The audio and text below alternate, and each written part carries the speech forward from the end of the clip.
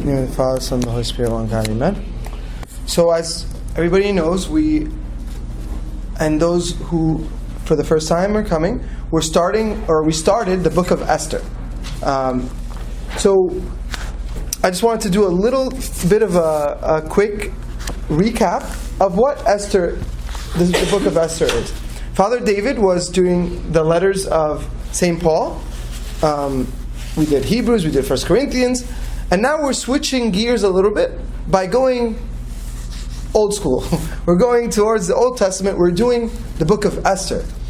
And we talked a little bit about this last time, in that the epistles, when we read the epistles, these are letters given to a group of people.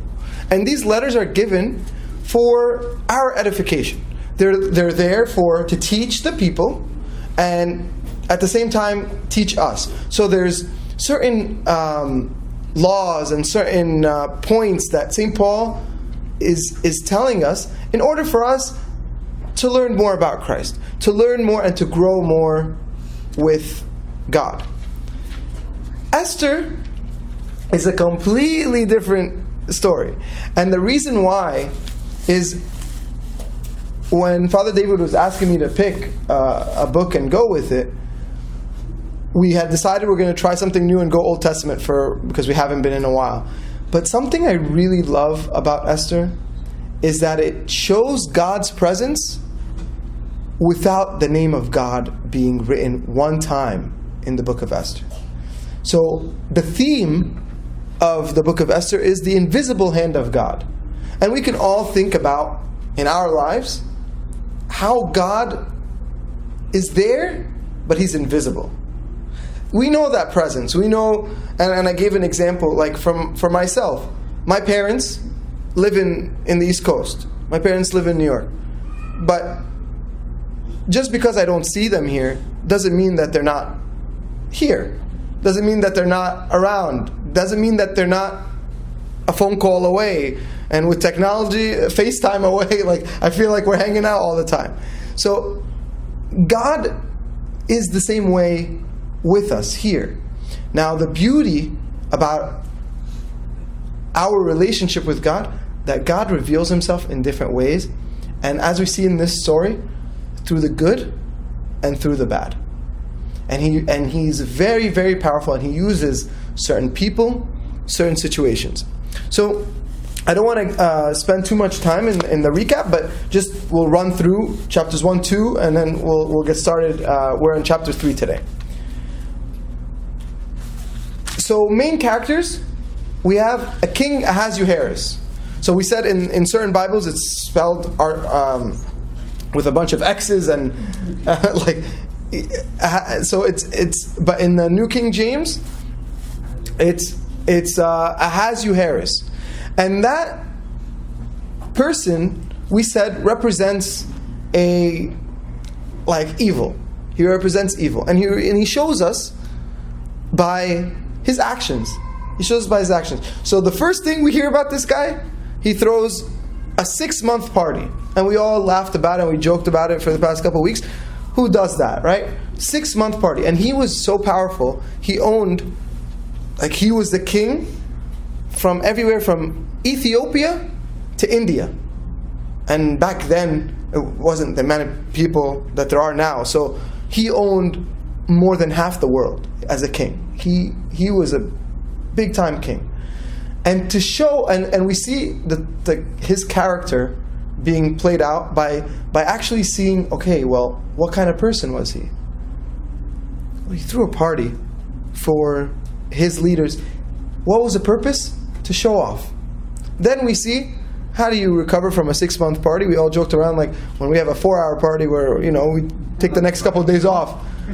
This guy had a 6-month feast, and then he followed it up with a 7-day feast, because that's what you do after a 6-month party. You have another 7-day party.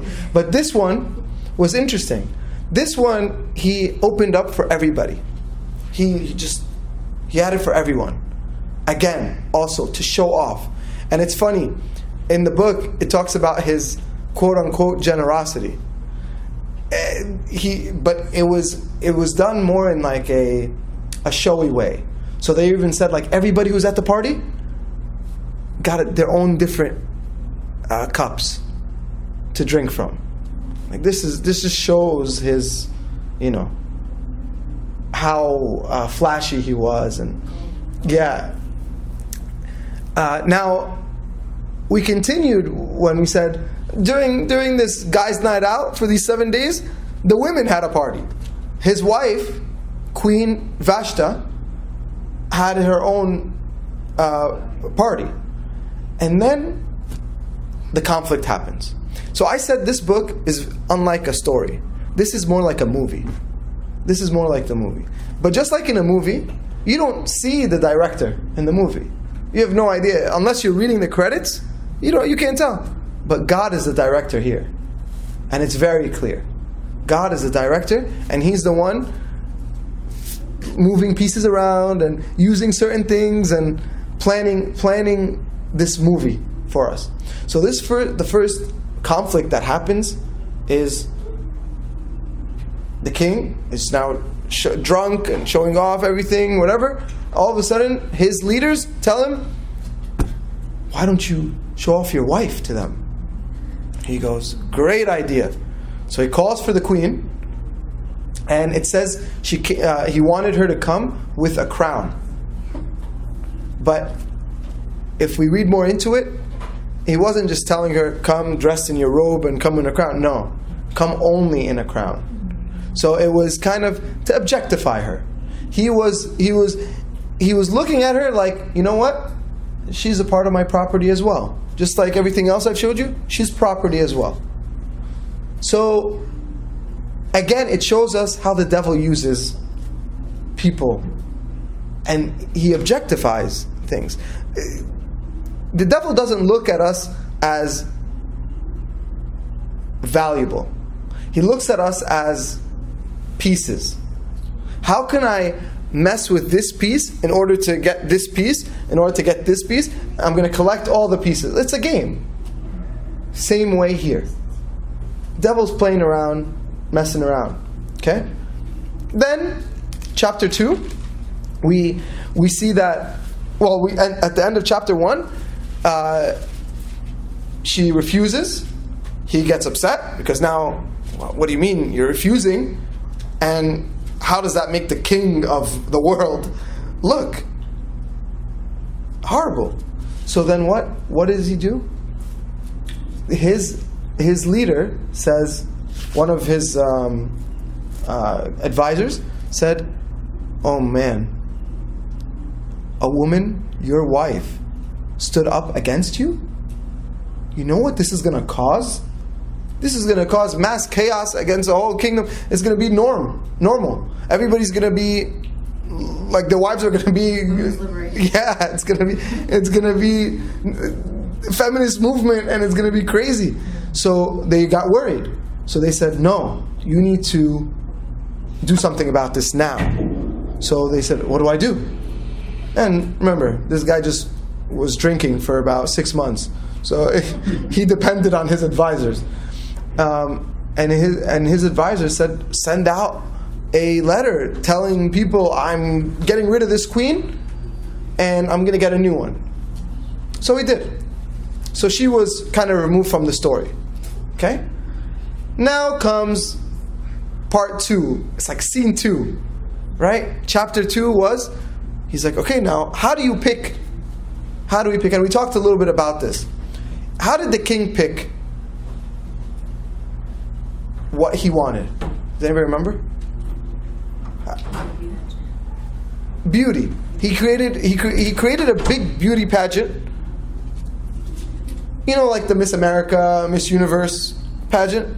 He created one of those. I think he did the first one in history. And he invited everybody.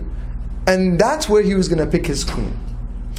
We talked about how the devil and how Satan and how evil looks only on the outside. It only focuses on the outside. It can't. Do you think he didn't ask any questions? He didn't get to know the people. He just said, "You're beautiful. Come with me." At the end of the day, he found this woman named Esther. Esther. One of the main characters, obviously. So Esther had an uncle named Mordecai. And her uncle was, all we know about Esther and Mordecai was what? We talked a little bit about this. All we know from the Bible. They're cousins. So they're cousins.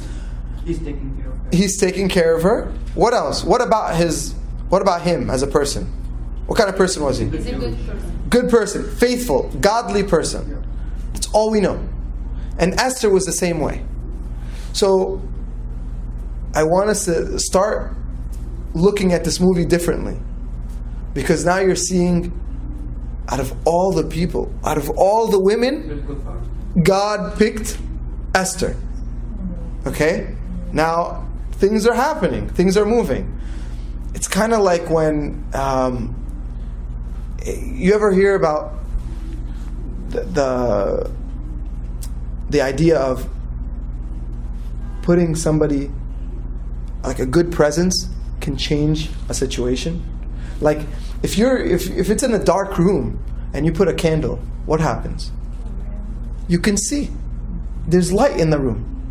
Even one candle, if this is all shut right now and we put one candle, you're going to see. Yes, it's going to be dim. You put another candle, what happens? More light. Another candle. That's what God is doing here. God said, this kingdom is all messed up. This kingdom is all messed up. Let me find a candle.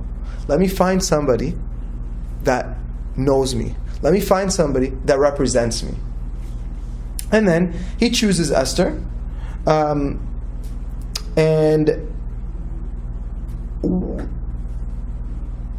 Esther, her uncle told her something very important. And we want to focus on this, and then we'll get into chapter 3. Told her not to. So what background was Esther?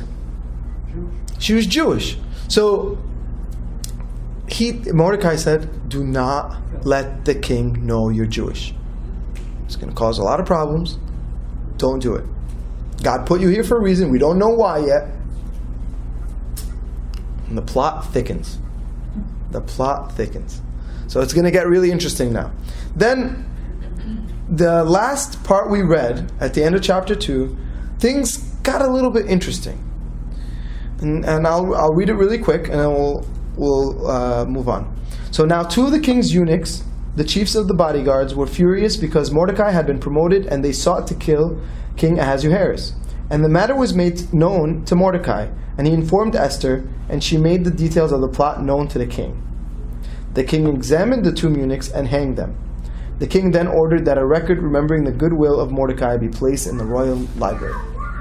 And we talked a little bit about this, and we focused a little bit about how it was done, how it was said. But basically, in an action part, there's 2 people that tried to kill the king. And who found out? Mordecai. And what did Mordecai do? Tell Queen Esther. And we talked about, why didn't Mordecai go directly to the king? Yeah. Because he didn't need the credit. He didn't want the credit, so it was out of his own humility. And more than that, he wanted to go. He wanted. Oh, I missed. Yeah, it's okay. Sorry.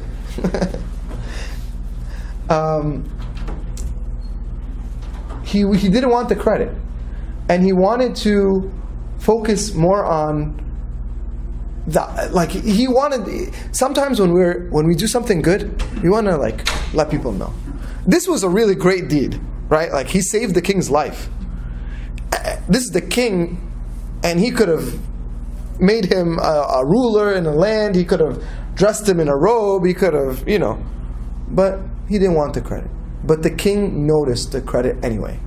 That's something we always have to know. When we do good, God notices. We don't have to show it. God will know. God sees without us showing it up. So if we can start with chapter 3. If somebody can read from verse 1 to 7.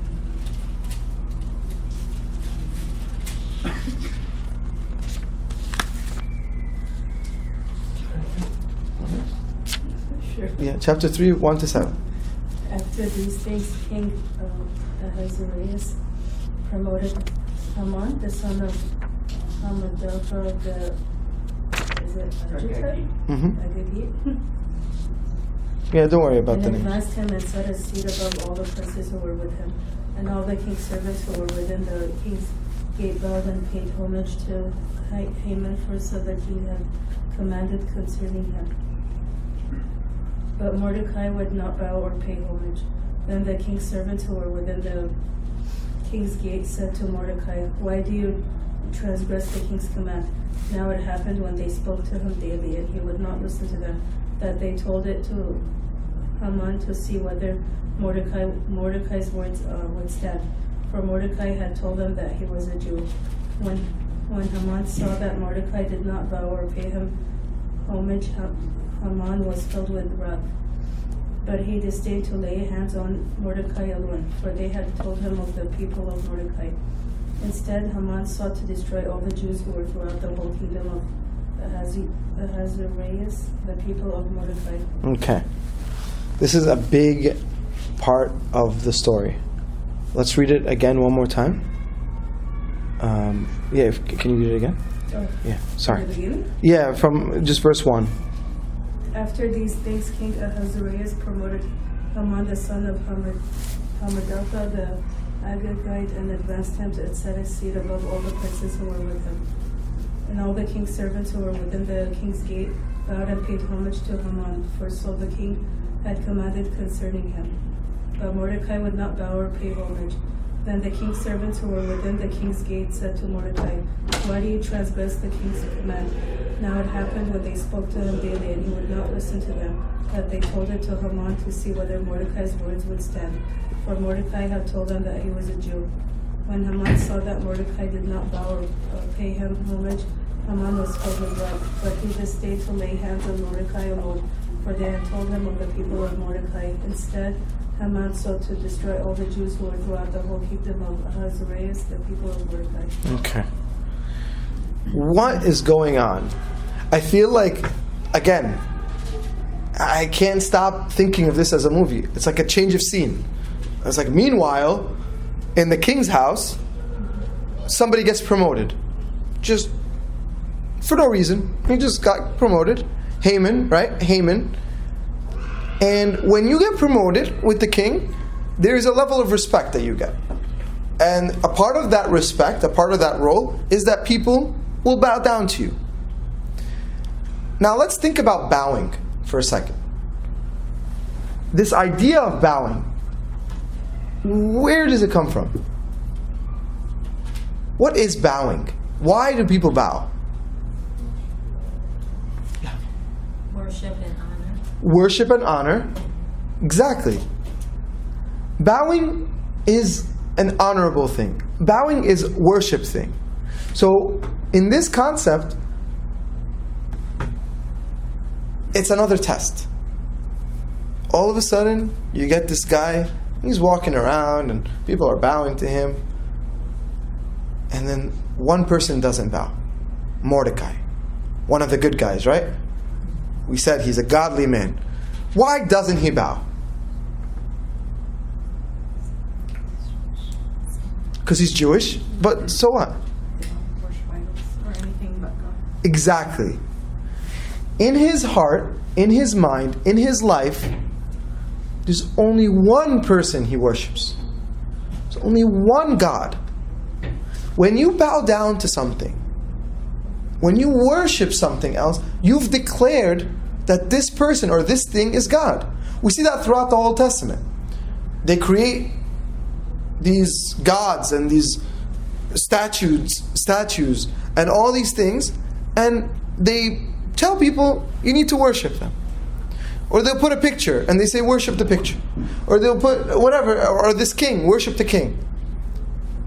And it becomes, you've at that point, you've declared that that person or that king is the king, is your master. So in this case, they decided, you know what? He decided, no, there's only one God. There's only one king. Okay?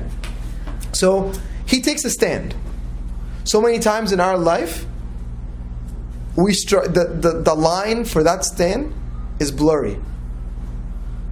We do worship other things, sadly. We might not physically bow, but how do we worship them? How do we worship other things? Give me an example. Yeah. With our time and attention. Exactly. Time and attention. We've dedicated our quote-unquote lives to something. This lesson is a very repeated lesson in the Bible. It's a lesson that it's in the Old Testament it says God is a jealous God. And you might, when we think of the word jealous, there's a negative connotation. Jealous, oh, that means this guy is jealous because this guy likes the same girl. Like we have this, society put a really, really negative connotation to this idea of jealousy. But God is a jealous God because He loves us so much. God is a jealous God because He doesn't want anybody else to love anybody else but us, but Him. He wants us to focus on Him only. So that's good jealousy, right? That's a good jealousy. So the same thing when it comes to bowing down and worshiping other things. Give me an example of us bowing or worshiping to something. Somebody. Huh? Money. Yeah. Oh yeah. How do we worship money? I mean, if I show of hands, who worships money? No one's going to raise their hand. No one actually worships money. But our hearts and our minds, if they're focused on money, that means we're not focused on God. In the New Testament, we read God telling people, saying, you cannot serve two masters. You can't. You can't serve two masters. So Mordecai here is thinking the same thing. Mordecai sees this guy passing, and he does not want to bow to him. He does not bow. That we're on Esther chapter 3. He doesn't want to bow. Now, here's where things get a little bit interesting. How did he react?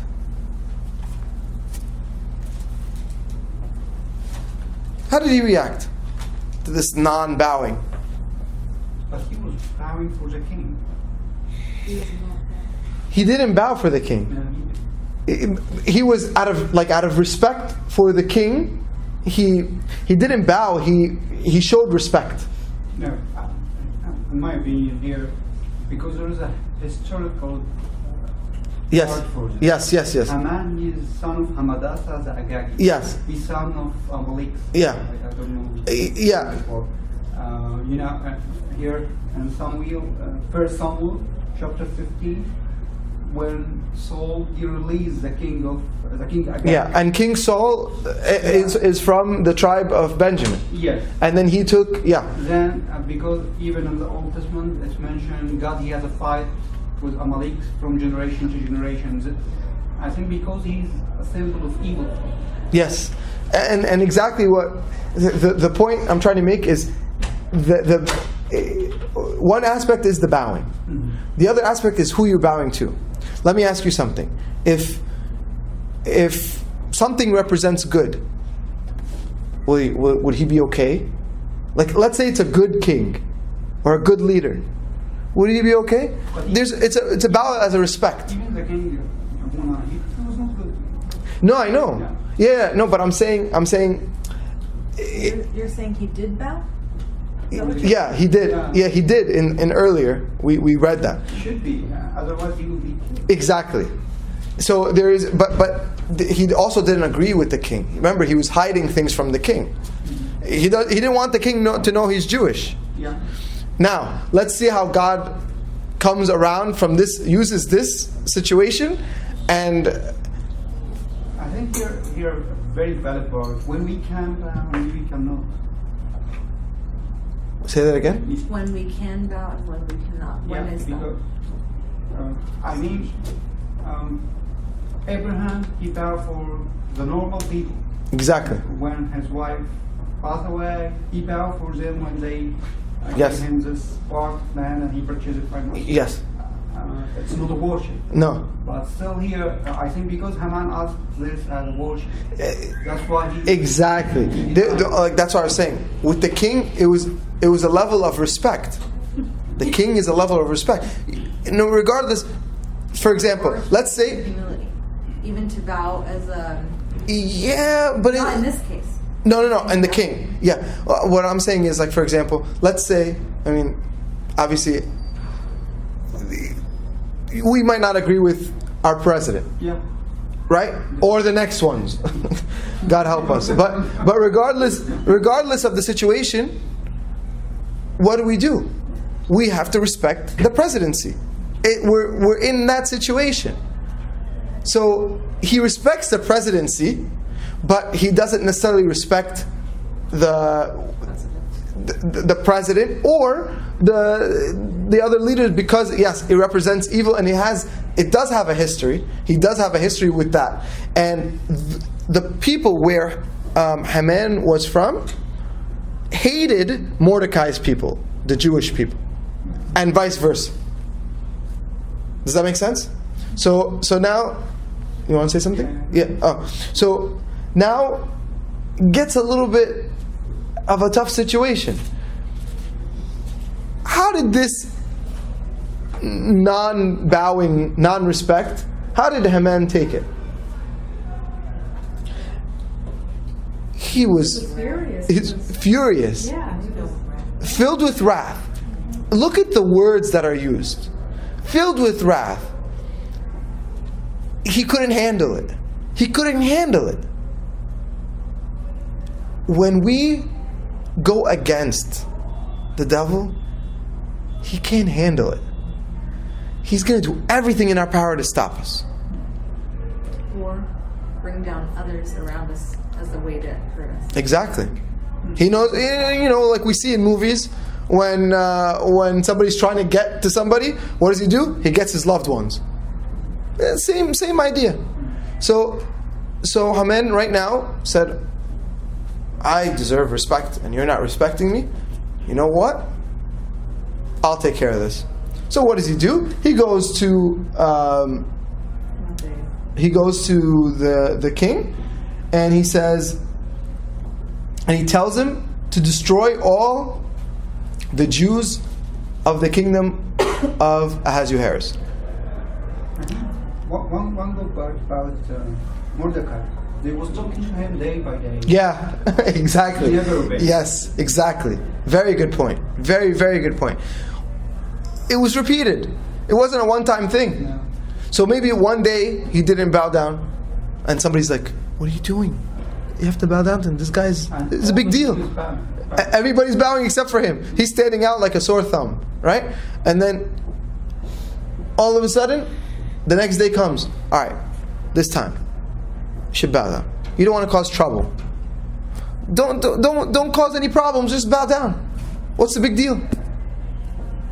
Day by day, until they went back, told Haman. Haman went, and he's like, all right, I'll take care of this. Tells the king. The king sends a decree. That was one of the king's most powerful tools. What's a decree? Does anybody know? So an executive order or something? Exactly. An executive order, no way around it. Once you say it, it's a done deal. Because he has rule. And he's not saying to the whole world, he's saying, in my land, this is going to be the change of government. Right? Like, let's say our president decides we're going to do something.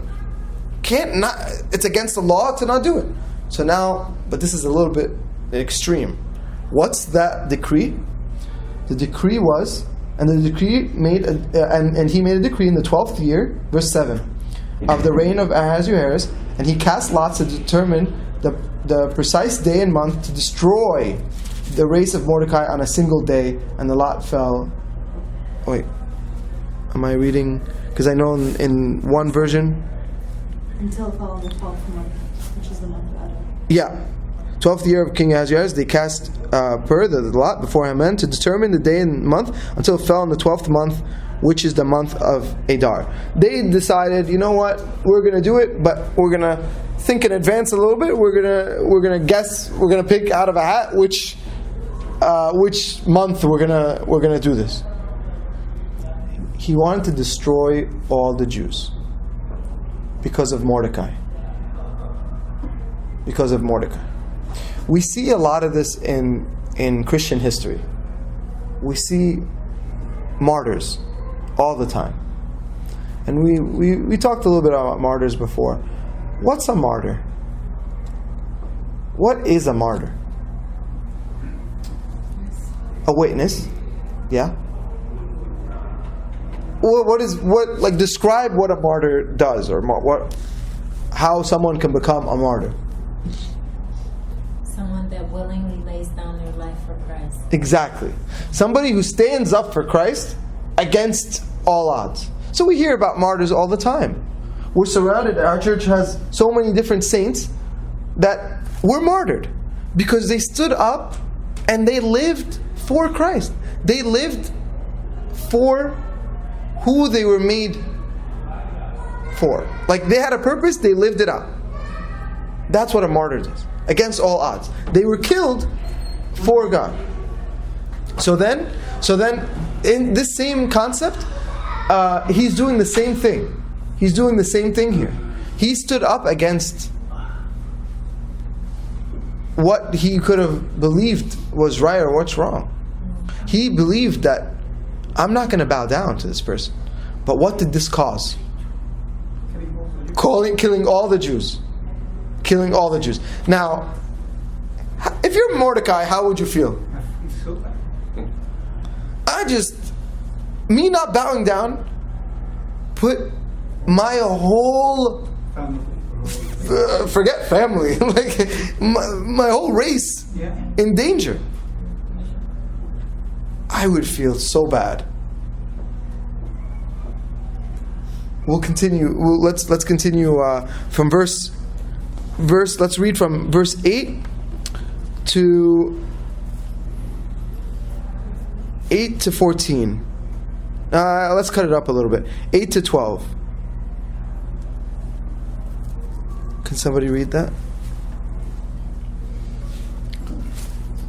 Then Haman said to King Ahasuerus, "There's a certain people scattered and dispersed among the people in all the provinces of your kingdom. Their laws are different from all other peoples, and they do not keep the king's law. Therefore, it is not fitting for the king to let them remain. If it pleases the king, let a decree be written that they be destroyed, and I will pay 10,000 talents of silver into the hands of those who do the work to bring it into the king's treasuries." So the king took his signet ring from his hand and gave it to Haman, the son of Hammedatha, the Agagite, the enemy of the Jews. And the king said to Haman, "The money and the people are given to you to do with them as seems good to you." Then the king's scribes were called on the 13th day of the first month, and a decree was written according to all that Haman commanded, to the king's satraps, to the governors who were over each province, to the officials of all people, to every province according to its script, and to every people in their language, in the name of King Ahasuerus. It was written and sealed with the king's signet ring. Okay. No, we'll stop here for a second. So, King Ahasuerus, he has people under him, but his vice president here is Haman. And Haman said, all right, Mordecai disrespected me. I'm going to take out his whole people group. But just like Nagy said, there is a history. If you notice, in verse 10, he says, so the king took his signet ring from his hand and gave it to Haman, the son of Hammedatha, the Agagite, the enemy of the Jews. They are enemies. They were enemies from way before. Until Jesus Christ. Yeah. Because I think... No, it continued. No, Herodes is Yes. coming from this generation. Yes. He's the one who Yes. Jesus is Mhm. coming from this generation. Same tribes. So back then, people came out of tribes. But it's like you do what your ancestors do. You keep the family line. So if my great grandfather hated the Jews, I'm gonna hate the Jews. That type of mentality. Keep the tradition. Keep the tradition, exactly. So now, this situation is a very, very interesting situation now. He goes and he says, you know what, king? Let me tell you about this group of people. There's a certain people scattered and dispersed among the people in all the provinces of your land. Their laws are different from all other people's, and they do not keep the king's laws. He's trying to hype the king up. Look at how he's saying it. They're different. Did he say anything wrong so far? No. Well, yeah. It's really interesting. Yeah. The way the Bible is written, you're looking at this. You're looking at how it's said. He didn't say anything wrong. They are a people. They are dispersed all over. They do have a different set of laws and customs. Yeah, exactly. And as Christians, that's how we are. Think about the world we live in. We're called to live in the world, but not be of the world. Now, if we think about that, living in the world, but not of the world, that's what we're called to do. Nobody was ever made to be in a situation where, go live by yourself somewhere. No. We're supposed to be, that's why God uses certain words. He says, we're the salt of the earth. We are the light of the world. This verse reminds us that from very early on, that the Jews had a different perspective on life. They had different laws. They worshiped different people. So in this case here, as Haman is trying to sell it to the king, he wants this done, right? He wants this decree to be made. So he's telling him, watch out for these people. Look at these people are different than us. He's right.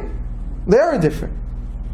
So that therefore it is not fitting for the king to let them remain. If it pleases the king. Yeah. Can you explain what is king's law?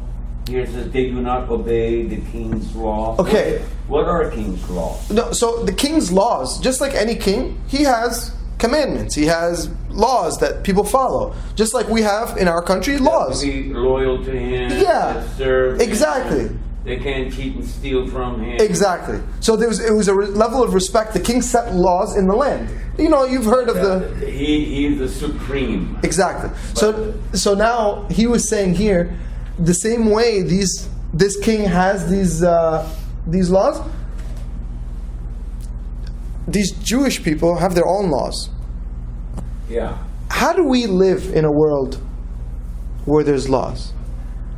And they might be different than Christian laws. How do we handle it? What do you guys think? Yeah. We obey the law of the land unless it conflicts with the law of God. Okay. So we don't have to submit to evil. We said we don't submit to evil. But what if some of the laws of the land goes against our faith? That's what she said.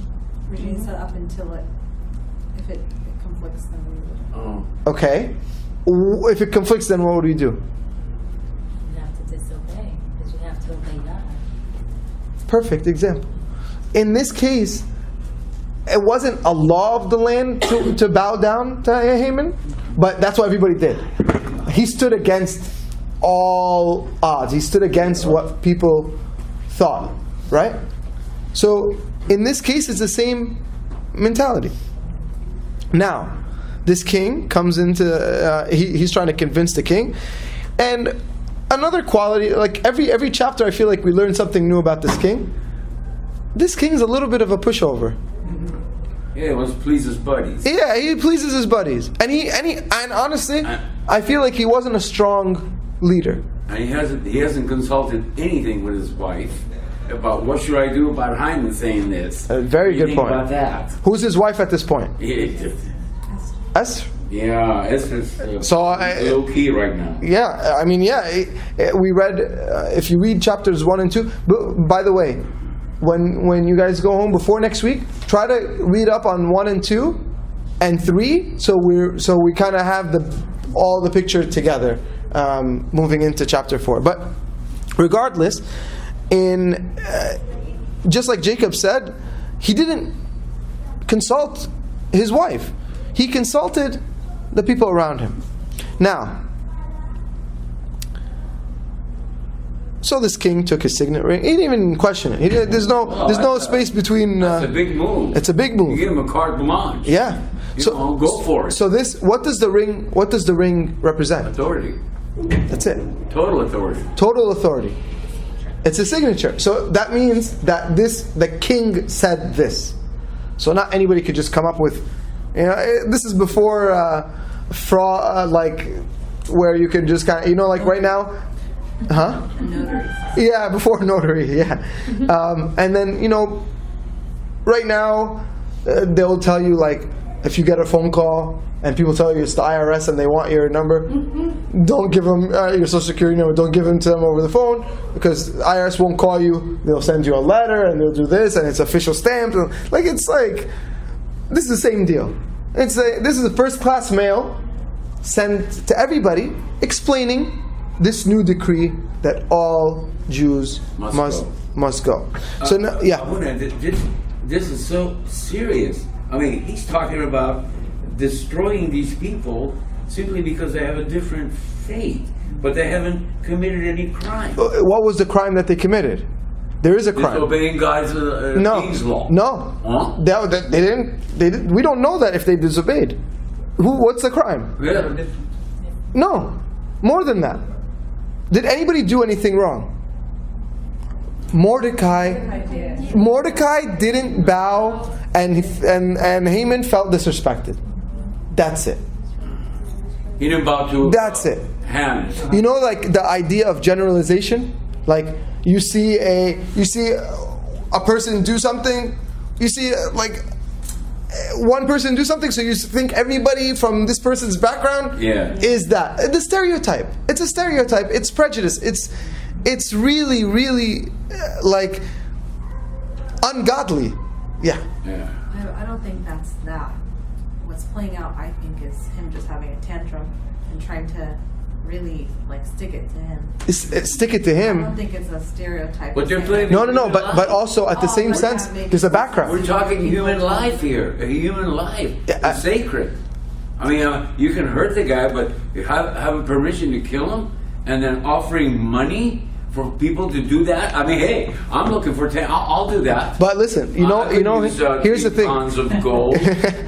I'll do it. But you know what, Jacob? What we see here? I won't do it. I'll have somebody else do it. What we see in this is that people, the devil, there's no limit.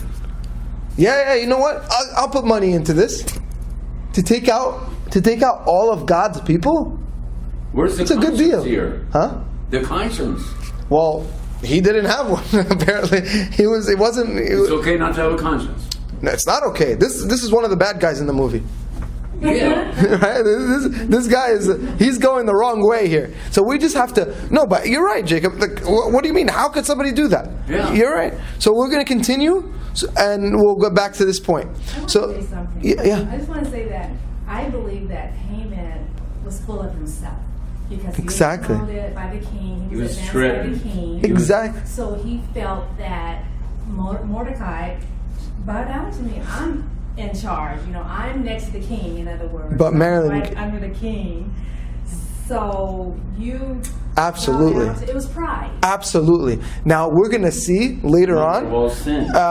A spoiler alert. Spoiler alert. This is the mother of all the sin. There's going to be. You're going to see what pride does. How pride. It will build you up. Pride will build you up. He felt like the man walking in the street, everybody bowing. Donald Trump. He felt like the man. I'm the man. No politics here. We're only Jewish Esther politics here. Yeah. We're gonna build a wall. We'll put a wall in here. Jacob, no politics. So what the goal is to look at. Remember, again, the name God is not written one time in this book, but you could see God moving. Now, you hear this decree. You're a Jewish person living in one of the provinces far away, but you hear about all Jews must die or convert. Where's your faith at this point? God, what did I do? All I've been doing is worshiping you. I am Jewish, even though people are telling me to bow down to this king and bow down to and do this. I'm worshiping you. How could you do this to me? We hear about the persecutions all over the world. And some are closer to us than others, right? So many people we know are struggling in Egypt because of the persecution. Some in Syria because of the persecutions. Everywhere you look, Christian persecution. It's still going on. It's still, of course. Now, it's a matter of how do we think of God in this? Let me tell you a quick story. I was just in Egypt after my ordination, and I was talking to somebody from Upper Egypt, and I don't understand persecution.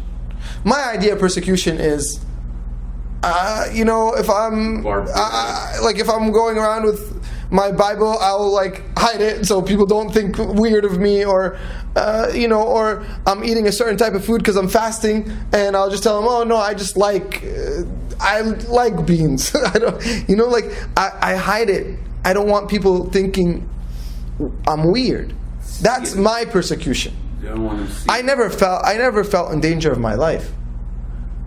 But you go to certain people, and I was talking to somebody, and I'm like, how are you handling this? And it was amazing to see their faith is stronger because of the persecution. Mm-hmm. And to me, if I felt, we always hear the expression, what would you do if somebody put a gun to your head and told you if you believe? We hear this a lot. But we actually hear stories about people putting a sword to their head and asking them, believe or convert. And they choose God.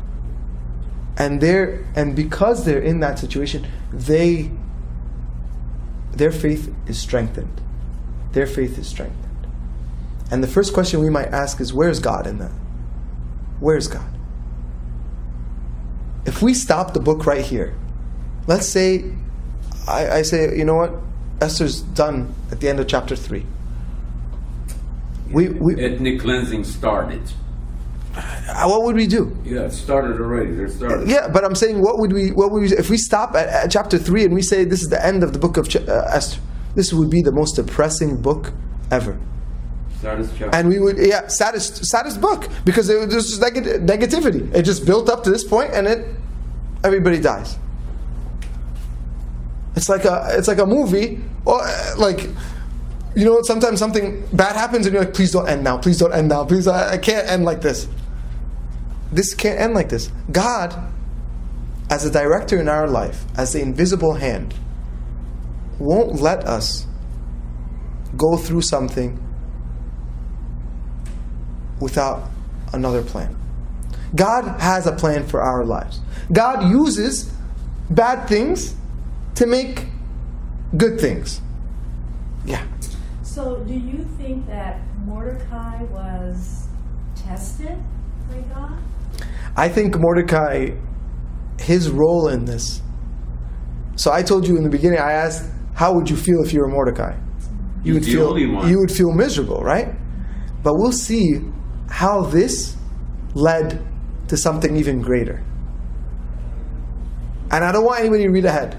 No one read ahead. Don't fast forward this movie. Don't fast forward. You might have obviously read it before, but let's not read ahead. Let's take it step by step. Yeah. Do you think Haman has figured it out already that hey, Esther's in there and Mordecai? No. They remember he said he doesn't know that. Remember he told see the connection. Mordecai told Esther. He said, no matter what you do, make sure you don't tell the king that you're Jewish. Things are going to get really interesting. He's going up to the castle, and the guards see him, and the spies report to him. But they don't know what he. They know that he's Jewish. Yeah. What wonderful about Mordecai? He just told Esther, "Don't tell," and now he's showing. Exactly. Yeah. Sometimes no need to tell. Exactly. Sometimes you should tell. And Father David talked about this when we talked about in 1 Corinthians. He said, how do you show your faith? How do you show your faith? You can talk about it, and you can live it, and you could encourage others. There's many different ways. Yeah. Here, he didn't speak about it. He didn't say anything. So far, we haven't heard him say anything to anybody. All we know is his action. Now, one more question. Yeah, go ahead. In all the books that we read, like in Corinthians, Romans, and all that, Paul is always encouraging the Christians to follow the law of the land, Yeah. be obedient to the king, Yeah. because king is chosen by God. All these people in positions are all controlled by God. One way or the God is the ultimate control of everything. Well, it's a little different.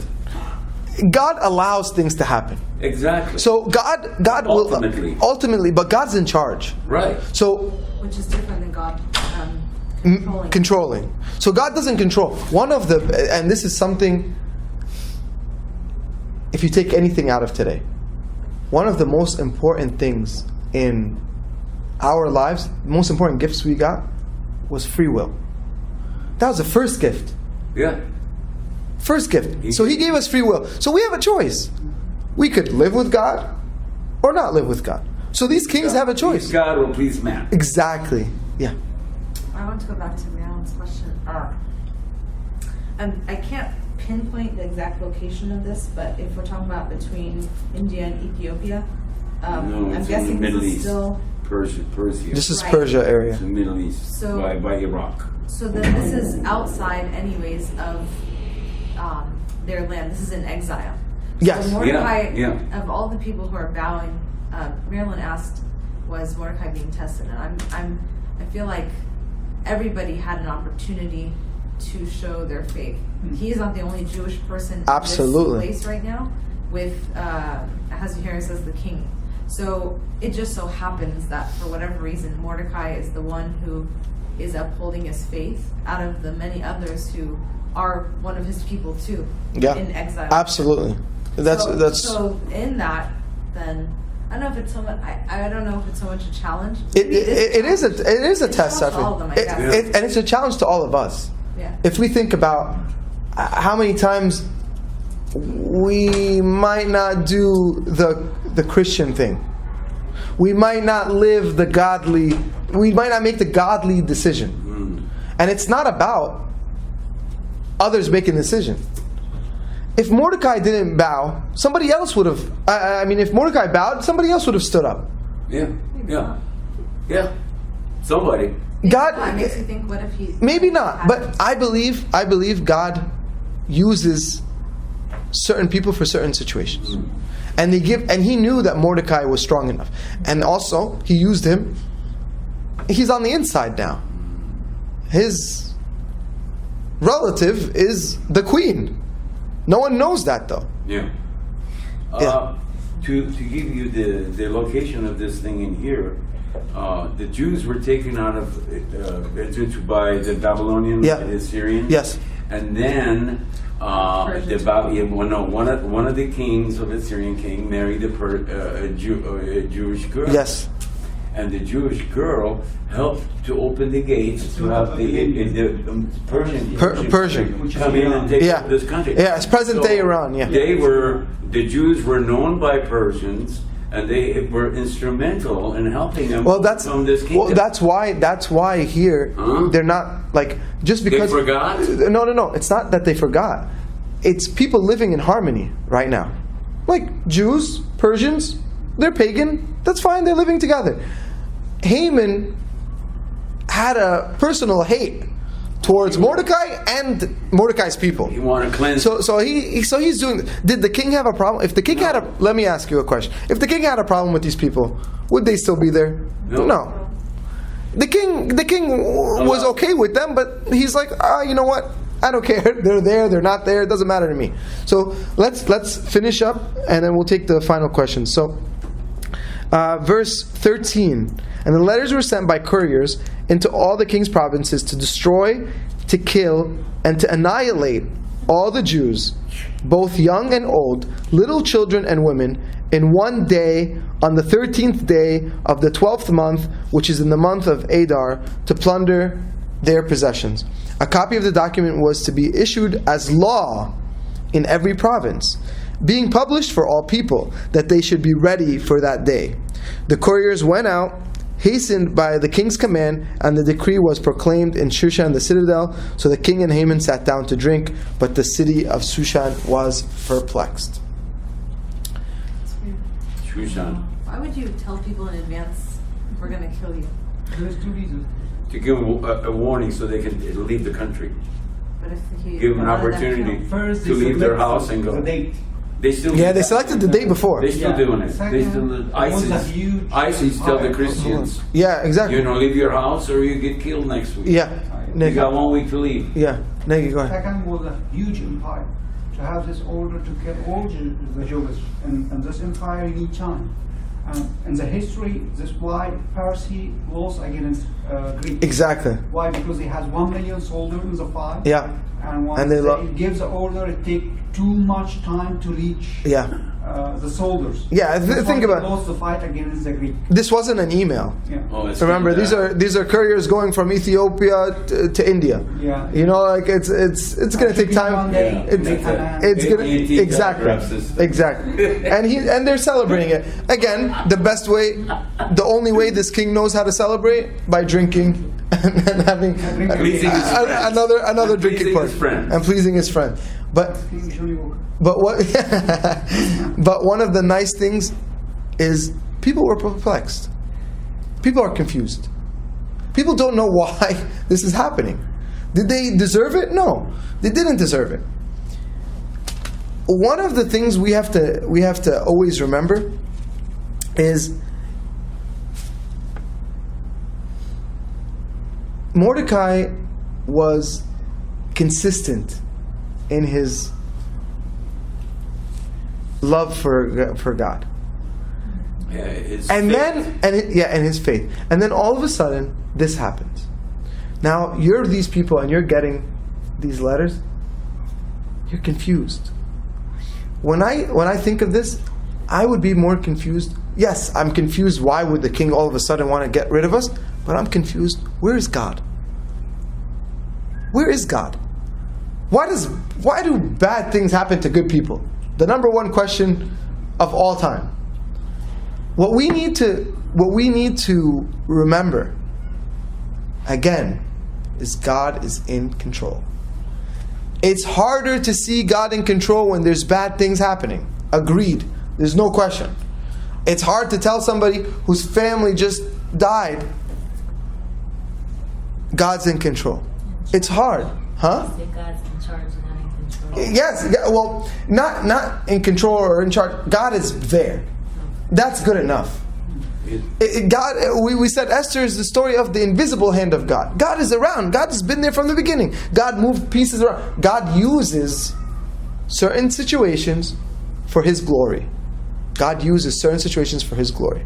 So the Holocaust gave the Jews their state. You know, if we can't sit here and Now they got their own state. sure, but we can't sit here and say this happened because of this. This happened because of it. We can't do that. No, but God also said, He says, in this world, these are Jesus' words.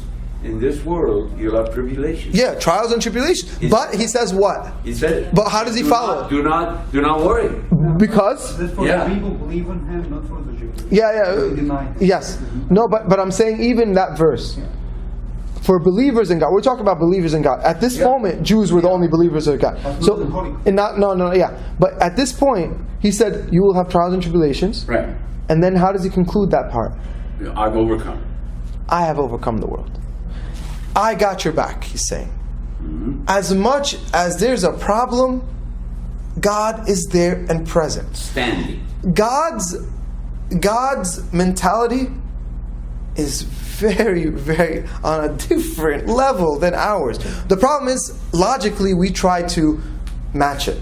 We try to make sense of what God is doing. So we sit here and we read this and we're saying, God, because of one person, Mordecai, you're gonna kill everybody? Come on, you're not being fair. God is saying, like, shh, I got this. Just give me a second. Watch me work. But believe. Mordecai could have heard this decree and said, okay, sorry, I'll bow. Yeah. We don't. Yeah. He could have done that. Or they kill him. But he And that's the end didn't. of it. But he didn't. Why did he do it? Because now it's a fight between him and God, not between him and His connection to God is stronger than all of this. Yeah. He knows. When we build a strong connection with God, and this is really hard. Faith is really hard. And this is a whole different topic. Again, it's logic. It's all the time. All the time. We say in Hebrews, faith is the evidence of things unseen. Not seen. What does that even mean? How can something be evident? How can I tell you? If I can tell you, hey, outside there's a bunch of cars, but you're looking. You can't see anything. I'm telling you, there is, and you're saying, no, I don't know. There is, I promise, but you haven't seen it. You have to have faith in me. You have to have faith that I'm not going to lie about that. Now, multiply that by 1 billion. It's God faith is and saying, belief. yeah. Faith and belief. Well, faith Not and belief just are faith. connected. So you have to have faith in order to believe. Well, how am I going to believe in something that I don't have faith in? The faith comes from our relationship with God. The only thing we knew about Mordecai was his relationship with God. This shows us something really beautiful.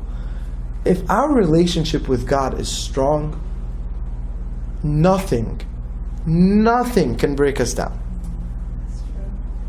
Nothing.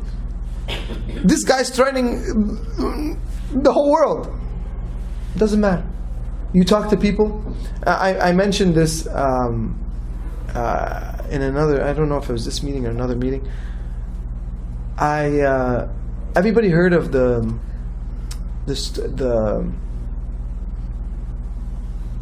story about what happened a few years ago in Sandy Hook, the school shooting. Yeah, the girl says she's Christian. I told you that part. No, but I heard that. So all of a sudden, so I lived in New York at that time, and based for anybody who doesn't know, it was a shooting at an elementary school. Mm-hmm. It was the son of the teacher at the time, and he has mental disorder or something. Got like these machine guns, killed his mom, who was a teacher, and went into the school and killed about 15 or 17 children. Innocent. And innocent, completely just little kids. They had nothing to do with it. There was no connection. He was angry at his mom, and he lost it, and he went off. That happened on a Friday. And we were in New York, and we were just all broken up. So the first thing we did, we called our priest and we set up a prayer meeting that night, prayer vigil, and we prayed, and then we felt we're all broken. Everybody.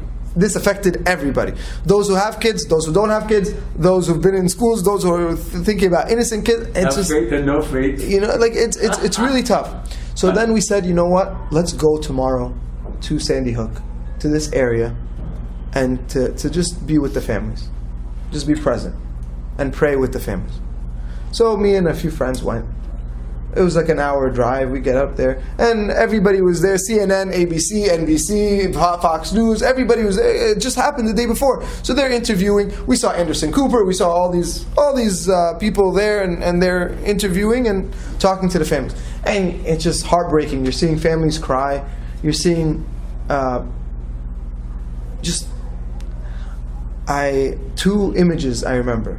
One of the kids from the class that didn't die goes up and he sees the pictures of his classmates. He's like, oh, that's so-and-so, that's so-and-so, and that's so-and-so. Where are they? And his mom just started breaking down in front of us in order to tell him. The next thing I want to tell you, this is the part where it really shows me somebody who's connected to God. They interviewed a bunch of people.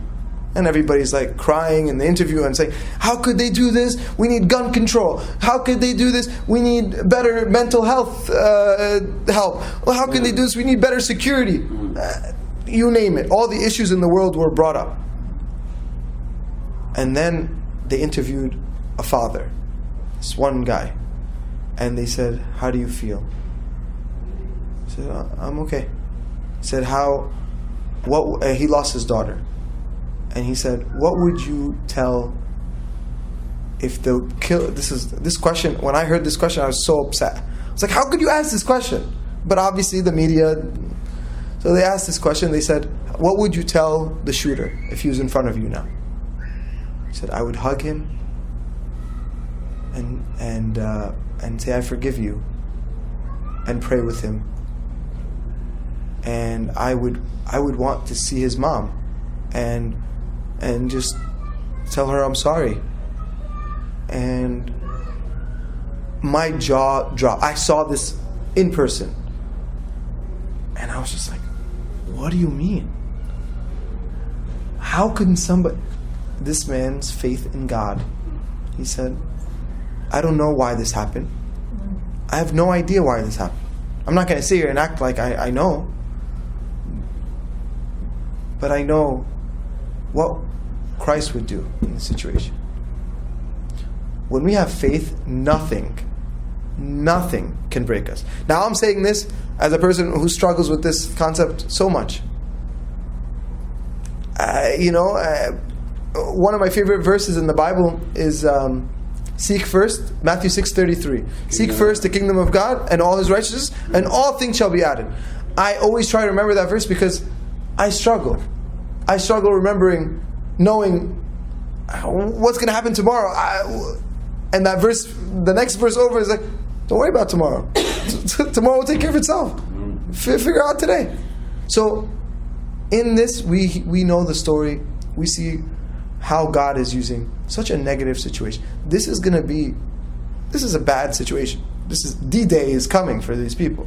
They're about to die. So now we see what God is going to do, and I'm going to leave you on a cliffhanger. We're not going to know what happens until next week. This killing in that school, it's because of certain things. They've taken the prayer out of school. They've taken God out of school. You're not allowed to pray. Sure. I mean, what's going on in here? Sure. This is a Christian country. Sure. Why can't we may offend a Muslim guy? But listen, Jacob. It's not about this or that. What we want is to remember our faith is very important. If we strengthen our faith, nothing will break us. Well, why can't they pray in school? That's besides the point. Yes, I agree with you, but that's besides the point. What we have, we can only worry about what we can what we have. Okay. Anybody have any questions concerning Esther or any topics we discussed? Well, I have one example. Of what? There was a 14-year-old girl in the history of Christian history. Her name's Perpetua. Okay. She lived in Turkey, and the decree went out at that time that you have to obey the king. So I will not obey the king.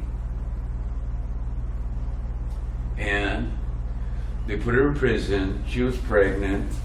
They sent the father to have a talk with her. The mother had a talk with her. Her relatives had a talk with her. She refused to do that. She, like Mordecai, she put her foot down.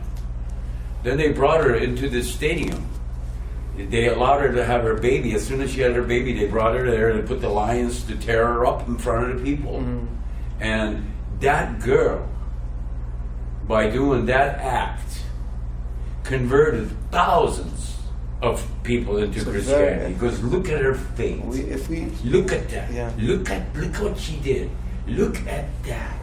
You know what, Jacob? Our church is filled with examples like that. Well, we need to hear about that. You're right. And okay. Let's not you're right. them under the carpet. No, you're right. You're right. These people. And that's actually why in the church. The lights on in the church. Yeah. No, but you know what? In the Orthodox Church, right? Jacob, in the Orthodox Church, what we have is we depend on the saints, not as like worshiping. Yeah, it's more of these are examples of the same recognition. Not just recognition. They don't need the recognition. They're recognized by God, but they become examples. Yeah, they become examples of people who've quote unquote won the race. Put their life on line. Exactly. He says you have to be faithful to death. Exactly. Yeah. Do you have an icon of St. Polycarp in the church? Not here. I know some churches have it. And he was somebody else who gave up his life. He was a martyr. He was burned to death. Girl. Same thing. We there's so many. We have how old was Saint Abanu? 12? Yeah. 12, 9. Is a young little boy also tortured. For what? Same thing. Saint, I want to say Barbara and her children. Same thing. Icons right outside. Yeah. What about her? It was a Christian family, so she had they were going to be persecuted. When was this? So she had the children go before her. So she when made and sure. where? What time? I know. One time. I think in the fourth And that's, century. and that's, what's beautiful about that? Is our church reminds us every day. So we have a part in the liturgy, the Synaxarium, is a time where we hear like, oh, this saint did what? This is a great reminder of what life is about. This is a person who, like when we hear about somebody who's done something, I know it's not impossible anymore. I know I can do it. All right? And glory be to God forever. Amen.